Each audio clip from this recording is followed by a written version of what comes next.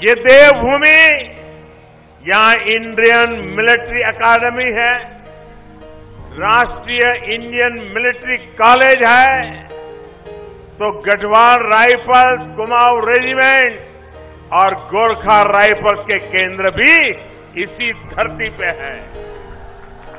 ये सभी मां भारती की रक्षक भुजाएं हैं। यहां हर दूसरा घर सैनिक का है। इस सैनिक धाम उत्तराखंड को मेरा कोटि कोटि नमन। माननीय प्रधानमंत्री जब उत्तराखंड में आए थे तो उन्होंने कहा उत्तराखंड में 4 धाम नहीं, एक धाम और है, एक पंचम धाम उत्तराखंड है, और वो उत्तराखंड सैन्य धाम के रूप में है। ये हमारे बड़े गर्व की बात थी। और हम तभी से जब माननीय प्रधानमंत्री जी ने पंचम धाम उत्तराखंड को संज्ञा दी तो हमारे मन में था कि हमको क्या करना चाहिए। मुख्यमंत्री त्रिवेंद्र सिंह रावत ने शनिवार को पुरकुल गांव में भारतीय सेना के जज्बे, शौर्य और बलिदान के प्रतीक राज्य स्तरीय सैन्य धाम का शिलान्यास किया। इस अवसर पर उन्होंने घोषणा की कि विभिन्न युद्धों और सीमांत झड़पों तथा आंतरिक सुरक्षा में शहीद हुए सैनिकों और अर्धसैनिक बलों की विधवा आश्रितों को एक मुश्त 10 लाख रुपए के अनुदान को बढ़ाकर 15 लाख किया जाएगा। इस अवसर पर उन्होंने उपनल के मुख्यालय का भी शिलान्यास किया।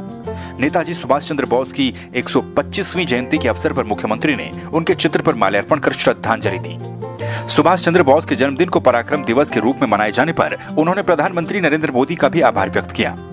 मुख्यमंत्री त्रिवेंद्र ने कहा कि उत्तराखंड के पंचम धाम के रूप में आज सैन्य धाम का शिलान्यास किया गया है।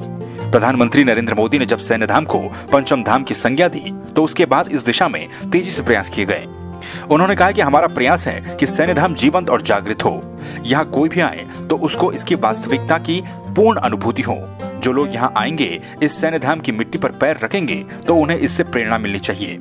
मुख्यमंत्री ने कहा कि मैं चाहता हूं कि भविष्य में उत्तराखंड में सरकार का शपथ ग्रहण भी इस शहीद स्थल सैन्य धाम में हो। प्रदेश की राजधानी में अगर अन्य शहरों से कोई आता है तो सैन्य धाम जरूर आए।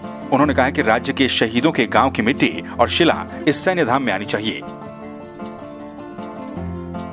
जब माननीय प्रधानमंत्री जी ने पंचम धाम उत्तराखंड को संज्ञा दी तो हमारे मन में था कि हमको क्या करना चाहिए, और लगातार इस पर चिंतन चलता रहा, विचार विमर्श हुआ, और फिर उसका क्या स्वरूप होगा, इन सब बातों पर काफी विमर्श हुआ। और आज जब कई जगह हमने इसलिए ढूंढी, कोई जगह उपयुक्त नहीं थी, कुछ जगहों पर जगह बहुत अच्छी थी लेकिन उसका जो आकार प्रकार था वो ठीक नहीं था।